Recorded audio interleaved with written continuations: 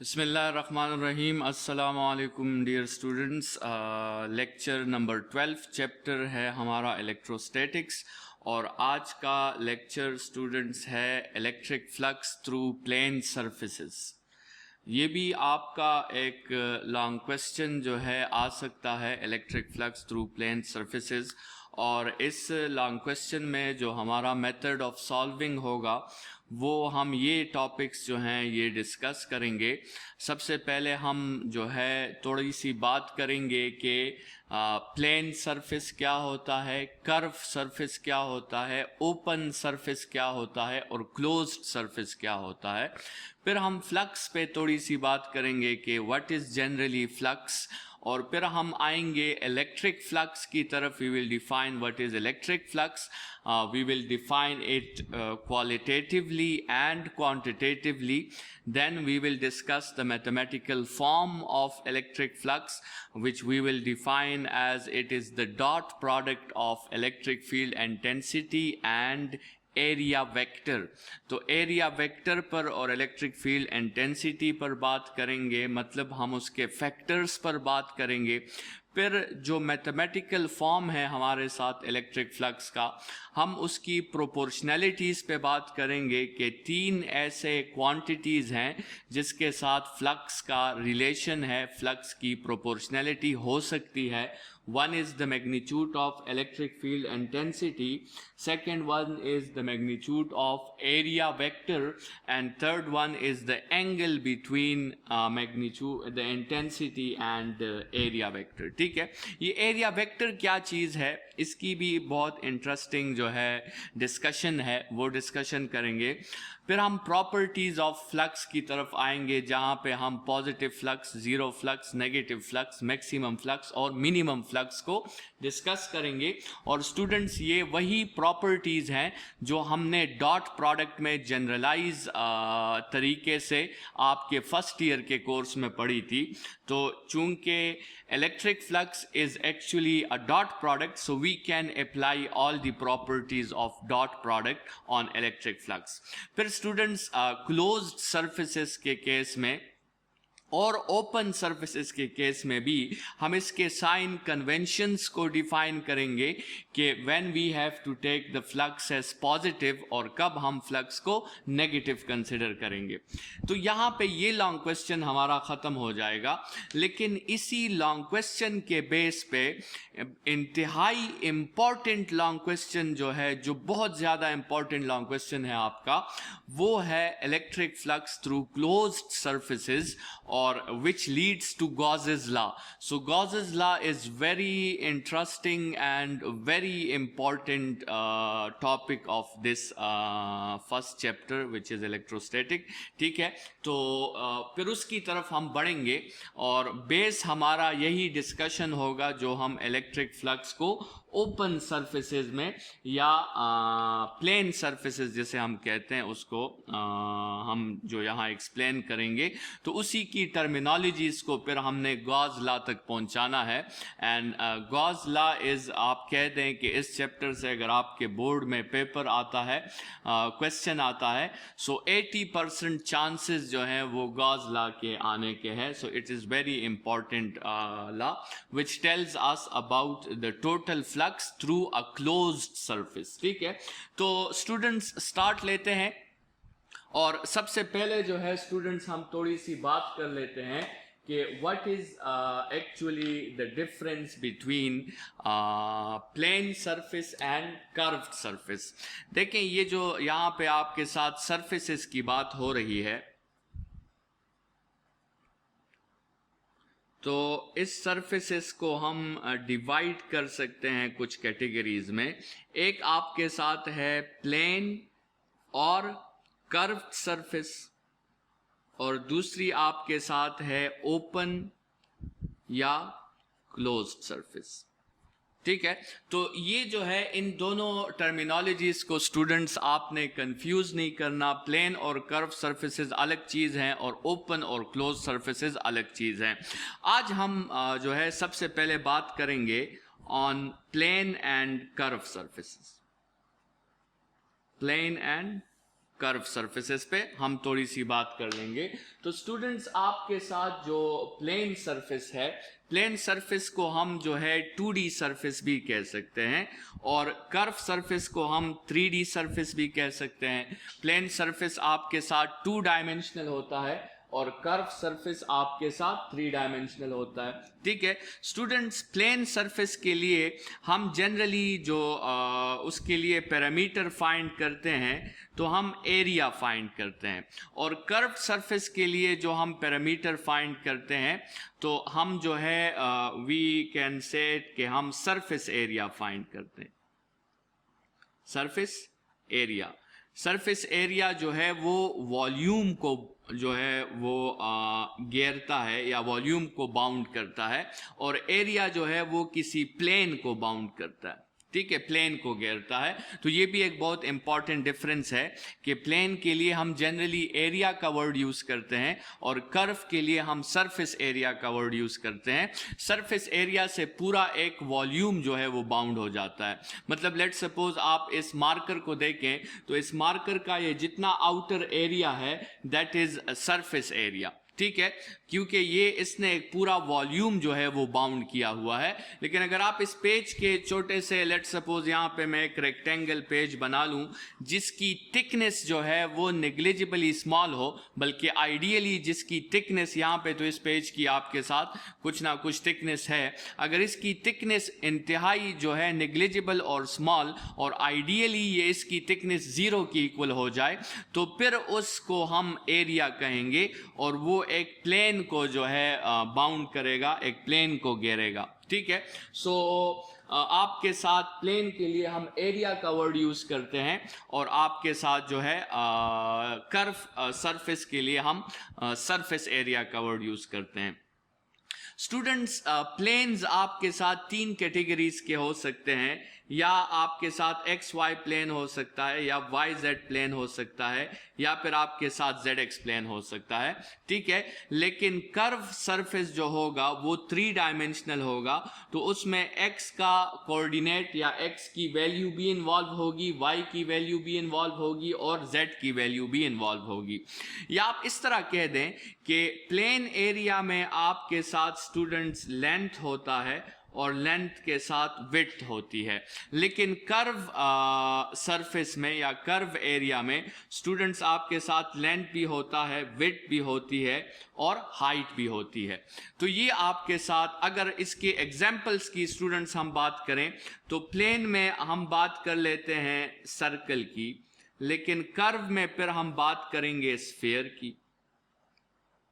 Plane में अगर हम बात कर लेते हैं स्क्वायर की तो कर्व में जो है ये क्यूब हो जाएगा। ठीक है, अगर हम प्लेन में बात करें रेक्टेंगल की तो कर्व में ये क्यूबॉइड हो जाएगा। ठीक है स्टूडेंट्स, अगर हम प्लेन में बात करें ट्राइंगल की और इसी ट्राइंगल को अगर हम स्टूडेंट्स एक्स एक्सिस पर रोटेट कर दें तो आपके साथ इससे जो है तो वो बन जाता है कोन। ठीक है, तो ये आपके साथ कुछ एरियाज हैं जो आपके साथ 2D और 3D एरियाज हैं। तो ये मेरे ख्याल में मैंने जो है इंतहाई क्लियर कर दिया है कि प्लेन सरफेस और कर्व सरफेस में आपके साथ क्या डिफरेंस होता है।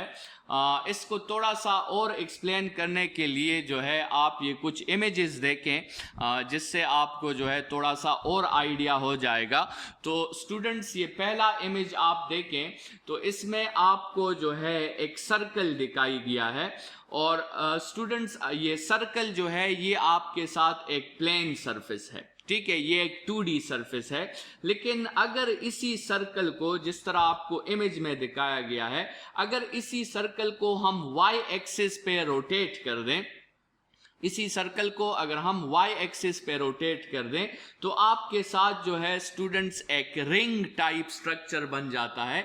और रिंग टाइप स्ट्रक्चर का जो सरफेस एरिया है वो प्लेन सरफेस एरिया नहीं है, फ्लैट सरफेस एरिया नहीं है, बल्कि वो कर्व्ड सरफेस एरिया है। तो जब भी एक 2D बॉडी को आप रोटेट करते हैं किसी खास एक्सिस पर, y एक्सिस पर या x एक्सिस पर या z एक्सिस पर, तो वो प्लेन बॉडी जो है स्टूडेंट्स वो कन्वर्ट हो जाती है कर्व बॉडी में, जिस तरह आपको इस इमेज नंबर 1 में नजर आ रहा है। स्टूडेंट्स अगर हम इमेज नंबर 2 की बात करें तो इमेज नंबर 2 में भी आप देखें कि एक शेप बना हुआ है और वो शेप जो है वो आपके साथ एक एक्स वाई कोऑर्डिनेट पे एक शेप है। और इसी शेप को अगर स्टूडेंट्स आप देखें, अगर हम एक्स एक्सिस पर इसी शेप को रोटेट कर दें एक्स एक्सिस पर, तो आप देख सकते हैं कि इसी प्लेन शेप से आपके साथ एक कर्व शेप और 3D शेप जो है वो आपके साथ बन जाता है। आप इस इमेज में क्लियरली देख सकते हैं और इसको आप विजुअलाइज कर सकते हैं कि किस तरह एक 2D सरफेस को रोटेट करने से हमारे साथ 3D सरफेस बन जाता है। और ये नेक्स्ट एनिमेशन में आपको जो है बहुत क्लियर समझ आ जाएगा कि आपके साथ अगर लेट सपोज 2D 2 लाइंस हैं और उन लाइंस को अगर हम रोटेट कर दें तो किस तरह आपके साथ 2D शेप जो है वो 3D शेप में कन्वर्ट हो जाता है। आप इस एनिमेशन में इसे बहुत क्लियरली जो है ऑब्जर्व कर सकते हैं कि how a 2D shape can be converted to 3D shape. Students इस नेक्स्ट इमेज में अगर आप देखें तो अगर आपके साथ एक 2D शेप मौजूद है और उस 2D शेप को आप जो अगर आपके साथ एक 3D शेप मौजूद है और उस 3D शेप का आप प्रोजेक्शन लेते हैं, आप उसका साया लेते हैं, ठीक है, तो या आप उसका एक खास प्लेन ले लेते हैं, या प्रोजेक्शन कहना ज़्यादा अच्छा है कि अगर हम उसका प्रोजेक्शन ले लेते हैं, तो इस नेक्स्ट इमेज में आपको दिखाया गया है कि 3D शेप का जो प्रोजेक्शन होता है वो असल में एक 2D शेप होती है। या आप कह सकते हैं कि कर्व सरफेस का प्रोजेक्शन आपके साथ जो है प्लेन सरफेस है। प्लेन सरफेस को अगर हम रोटेट कर दें तो कर्व सरफेस आ जाती है और कर्व सरफेस का अगर हम प्रोजेक्शन ले लें तो प्लेन सरफेस आ जाती है। स्टूडेंट्स इस नेक्स्ट इमेजेस में आपको दिखाई गई है कुछ शेप्स जो 2D शेप्स हैं और उसी के साथ ही फिर कुछ 3D शेप्स भी आपको दिखाई गए हैं। तो इस 2D शेप के लिए हम प्लेन एरिया डिस्कस करेंगे और 3D शेप्स के लिए हम फिर सरफेस एरिया जो है वो डिस्कस करेंगे। इसी तरह इस नेक्स्ट इमेज में भी आपको कुछ 2D और 3D शेप्स जो हैं वो दिखाई गए हैं, इसको आप ऑब्जर्व कर सकते हैं, इसको विजुअलाइज कर सकते हैं। इसके बाद नेक्स्ट इमेज में आपको दोबारा कुछ 2D और 3D शेप्स जो हैं वो ऑब्जर्व किए गए हैं, ठीक है, वो आप विजुअलाइज कर सकते हैं। और स्टूडेंट्स जो भी आपके साथ 3D शेप होता है अगर उसको आप काट देते हो तो उस 3D शेप को आप 2D में कन्वर्ट कर सकते हो। जैसे फॉर एग्जांपल आप कंसिडर करें कि हमारे साथ एक क्यूब है, एक बॉक्स है, आप एक बॉक्स कंसिडर कर लें। तो ये आपके साथ इस बॉक्स के जो है अगर आप फेसेस काउंट करें तो इस बॉक्स के आपके साथ टोटल 6 फेसेस बनते हैं। अगर आप इस बॉक्स को काट कर जो है इस 3D शेप को आप 2D में कन्वर्ट करें तो स्टूडेंट्स ये जो है इस तरह का कुछ शेप बनेगा कि आपके साथ 4 बॉक्सेस इस तरह लाइन में आ जाएंगे और उसका जो टॉप और बॉटम है वो आपके साथ इस तरह आ जाएगा, ठीक है। तो ये स्टूडेंट्स हमने एक 3D शेप को 2D शेप में कन्वर्ट कर दिया है, या हमने जो है एक 3 डायमेंशनल सरफेस एरिया को एरिया में कन्वर्ट कर दिया है।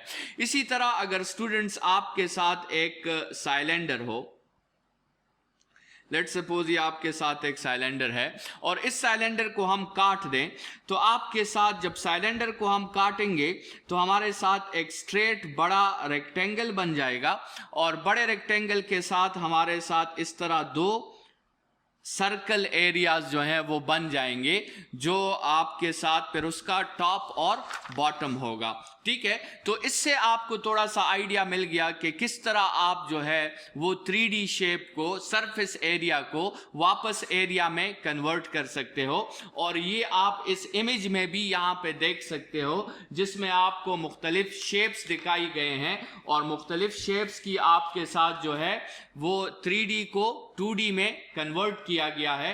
तो आप क्लियरली जो है इसको यहां से देख सकते हैं। और ये अगर स्टूडेंट्स आपको याद हो तो आपके लोअर लेवल के क्लासेस में मैथमेटिक्स में इस तरह के क्वेश्चंस जो हैं आपके आते थे ज्योमेट्री में। इस प्रोसेस को हम नेट कहते हैं, किसी 3D शेप के नेट्स बनाना, मतलब किसी 3D शेप को जो है वो 2D में कन्वर्ट करना, किसी सरफेस एरिया को जो है वो कन्वर्ट करना किस में, प्लेन एरिया में या प्लेन सरफेस में उसे कन्वर्ट करना, या सिर्फ एरिया में उसे कन्वर्ट करना। इस प्रोसेस को हम नेट्स कहते हैं। तो ये आप इमेज में भी देख सकते हैं, nets of different solid shapes जो हैं, तो आप उसको 2D में किस तरह कन्वर्ट करेंगे। तो मेरे ख्याल से स्टूडेंट्स इतनी डिस्कशन जो है वो प्लेन सरफेस और कर्व सरफेस पे आपके लिए काफ़ी है, और इससे आपको एक्सप्लेन हो गया होगा कि प्लेन सरफेस और कर्व सरफेस आपके साथ क्या होते हैं।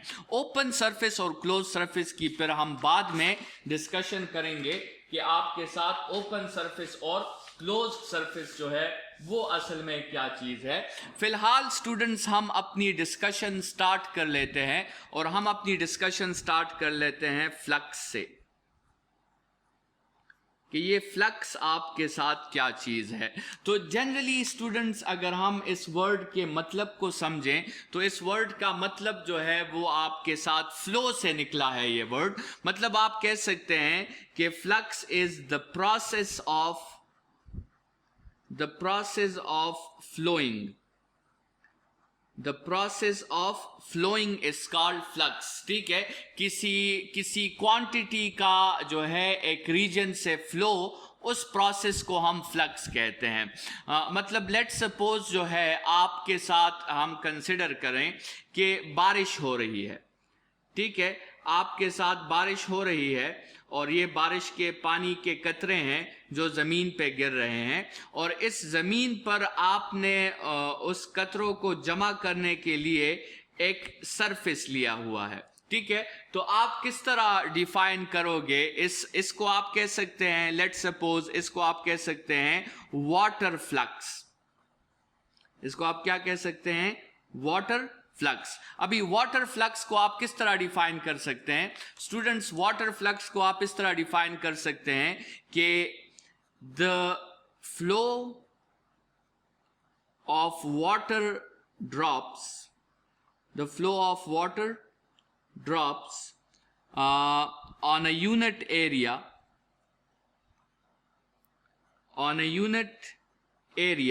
which is held perpendicular to it. ठीक है, आपने वाटर फ्लक्स का मतलब ये है कि the number of molecules of water या the number of drops of water which is flowing through a unit area, and that unit area is held perpendicular to the flow of water, to the flow of water drops. So this is the general meaning of flux. Flux is the process of flowing. Students अभी इस flux को समझने के लिए अगर हम एक example ले लें कि लेट्स सपोज रीजन है, और इस रीजन से हमारे साथ आर्चर्स जो हैं वो निकलेंगे, कुछ तीर हैं जो यहाँ से निकलेंगे। ठीक है, तो हम यहाँ पे डिफाइन करना चाहते हैं लेट्स सपोज एरो फ्लक्स। ठीक है, एरो जो है वो तीर्स को कहते हैं। तो यहाँ से जो है आपके साथ कुछ तीर निकलने वाले हैं, और हम डिफाइन करने वाले हैं यहाँ पर क्या, हम डिफाइन करने वाले हैं यहाँ पे एरो फ्लक्स को। तो एरो फ्लक्स को हम किस तरह डिफाइन करेंगे? एरो फ्लक्स को हम इस तरह डिफाइन करेंगे कि the number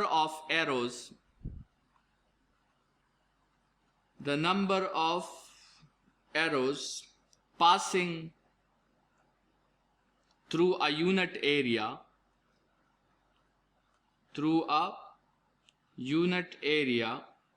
which is held perpendicular to it.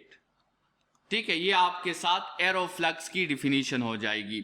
Let's suppose students आप कंसिडर करें कि यहाँ पर हमने जो है एक यूनिट एरिया जो है वो बिल्कुल इस एरोस को बिल्कुल परपेंडिकुलर हमने एक यूनिट एरिया जो है वो प्लेस कर दी है। तो स्टूडेंट्स आप अगर देखें तो लेट्स सपोज इस एरिया से कितने फ्लक्स जो हैं वो गुजर रहे हैं या कितने लाइंस जो हैं वो इससे गुजर रहे हैं, वो अगर आप काउंट करें तो यहाँ पर इस यूनिट एरिया से 1 2 3 4 5 लाइंस जो हैं वो आपके साथ गुजर रहे हैं। ठीक है, जब आपके साथ ये एरिया बिल्कुल कैसे पड़ा था, ये एरिया बिल्कुल जो है वो परपेंडिकुलर पड़ा था, तो हमने देखा कि जितने भी तीर जो हैं वो निकले हैं उनमें से सिर्फ 5 तीर जो हैं वो इस एरिया से गुजरे हैं और बाकी तीर जो हैं वो इस एरिया से नहीं गुजरे। लेकिन स्टूडेंट्स अगर हम इस एरिया को थोड़ा सा आप जो है अगर हम इसको थोड़ा सा कर्व कर दें, मतलब इस एरिया ये फिलहाल जो है ये एरिया इस तरह पड़ा हुआ है, अगर हम इस एरिया को थोड़ा सा टिल्ट कर दें, इसकी ओरिएंटेशन थोड़ी सी हम चेंज कर लें, मतलब आप इस तरह कंसिडर करें कि फिलहाल ये ग्राउंड के साथ ये लेट सपोज ग्राउंड है, ये फिलहाल ये एरिया बिल्कुल ग्राउंड के साथ 90 का एंगल बना रहा है। अगर हम इस एरिया को थोड़ा सा इस तरह टिल्ट कर दें, थोड़ा सा इस तरह इसको एंगल दे दें जो 90 से छोटा एंगल हो, इसको ड्रा करने की कोशिश मैं करता हूं, आप देखें कि फिर उस केस में क्या सिचुएशन आएगी। ये इसको मैंने थोड़ा सा जो है आपके साथ ऐसे टिल्ट कर दिया, लेट्स सपोज यहाँ पे मैं इसके साथ इस तरह से ड्रा कर लेता हूँ, मतलब ये एरिया थोड़ा सा आपके साथ टिल्ट हो गया है। उससे स्टूडेंट्स क्या होगा, एक चीज जो ऑब्जर्वेशन की है उसे आप जरा ऑब्जर्व करें कि आपके साथ जो बिल्कुल ये जो है 90 एंगल पे पड़ा हुआ था, उस वक्त इसकी हाइट जो है वो सबसे ज्यादा थी। अब जरा स्टूडेंट्स आप देखें इसकी जो हाइट है वो कम हो गई है, तो इसकी हाइट कम होने की वजह से अभी आप देखें कि ये जो लाइन पहले गुजर रहा था इस एरिया से, स्टूडेंट्स ये लाइन अभी नहीं गुजर सकता, और आपके साथ जो है वो क्या हुआ, आपके साथ अभी आप क्लियरली देख सकते हैं कि अभी इससे जो है सिर्फ जो है वो अगर आप देखें तो सिर्फ 3 लाइंस गुजर रहे हैं। तो मतलब एरिया को टिल्ट करने से आपके साथ क्या हुआ, 5 लाइंस की बजाय अभी जो है वो सिर्फ और सिर्फ 3 लाइंस जो हैं वो गुजर रहे हैं। स्टूडेंट्स अगर इस एरिया को आप थोड़ा सा और भी टिल्ट कर दें, अगर मैं इसको जो है थोड़ा सा और ड्रा करने की कोशिश करूं, ये इस तरह थोड़ा सा मैंने इस एरिया को और भी टिल्ट कर दिया, तो अभी क्या आप देखें कि जो लाइन जो है पहले गुजर रही थी अभी नहीं गुजर रही, अभी आपके साथ जो है सिर्फ 2 लाइंस जो हैं वो गुजर रही हैं। ठीक है, तो अभी कितनी है, 2 लाइंस। और स्टूडेंट्स अगर इसी एरिया को मैं इस तरह प्लेस करूं कि ये बिल्कुल मैं इसे हॉरिजेंटल प्लेस कर दूं, बिल्कुल जो है मैं इसे क्या प्लेस करूं, हॉरिजेंटल, तो फिर आप देख सकते हैं कि कुछ लाइंस इसके ऊपर से गुजर जाएंगे और कुछ लाइंस इसके नीचे से गुजर जाएंगे, और इस एरिया से आपके साथ फिर कोई भी फ्लक्स जो है या कोई भी लाइन जो है वो पास नहीं होगा। तो इस कंसेप्ट को स्टूडेंट्स हमने क्यों एक्सप्लेन किया, इस कंसेप्ट को हमने इसलिए एक्सप्लेन किया स्टूडेंट्स कि आपके साथ एक तो चीज है एरिया। अभी इन चारों केसेस में आप देखें, चारों केसेस में case number 1, case number 2, case number 3 और केस नंबर 4, इसमें स्टूडेंट्स मैंने इस प्लेन का जो एरिया है वो मैंने चेंज नहीं किया, प्लेन का एरिया आपके साथ वही है, लेकिन ओरिएंटेशन को चेंज करने से, ओरिएंटेशन मतलब उस एरिया की जो लोकेशन है उसका जो एंगल है उसको चेंज करने से आपके साथ जो है फ्लक्स में चेंज चेंजेस आ सकती हैं।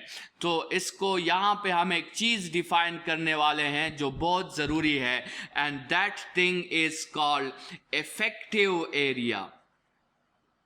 इफेक्टिव एरिया मतलब एरिया तो खुद या बहुत ज़्यादा है या बहुत कम है, लेकिन उस एरिया का कौन सा हिस्सा इफेक्टिव है, कौन से हिस्से से आपके साथ फ्लक्स का जो फ्लो है वो हो रहा है। अभी जैसे इस डायग्राम में आप देख सकते हैं कि फ्लक्स का जो फ्लो है, अभी इस डायग्राम में देखें तो इस पूरे रीजन से फ्लक्स का फ्लो हो रहा है, लेकिन इस डायग्राम में देखें स्टूडेंट्स तो पूरे रीजन से फ्लक्स का फ्लो नहीं हो रहा, बल्कि जो इस एरिया का परपेंडिकुलर है, जो उसकी हाइट है, सिर्फ वहां से फ्लक्स का फ्लो हो रहा है।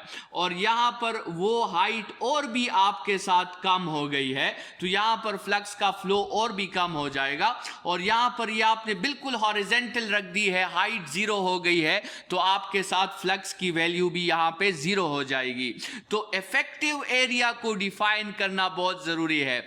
और स्टूडेंट्स, हम फिजिक्स को या फिजिक्स में फॉर्मूला के जरिए स्टूडेंट्स को और ऑडियंस को ये बात कैसे समझाएंगे, फॉर्मूला के जरिए हम ये इफेक्टिव एरिया का कंसेप्ट कैसे एक्सप्लेन करेंगे, ये फिर हम जब इलेक्ट्रिक फ्लक्स को डिफाइन करेंगे और उसका मैथमेटिकल फॉर्म हम लिखेंगे, तो वहाँ पे आपको फिर ये बात समझ आ जाएगी कि ये जो इफेक्टिव एरिया का कंसेप्ट है ये फॉर्मूला के थ्रू कैसे एक्सप्लेन किया गया है। और ये हम वहाँ पे पढ़ेंगे कि this is explained by doing two things, by defining area vector and then taking the dot product. ठीक है, डॉट प्रोडक्ट और एरिया वेक्टर के हेल्प से हमने इस इफेक्टिव एरिया के कंसेप्ट को वहां पे आइडेंटिफाई किया है और वहां पे हमने इसको इंक्लूड किया है, क्योंकि यहां पर आपको बात समझ आ जानी चाहिए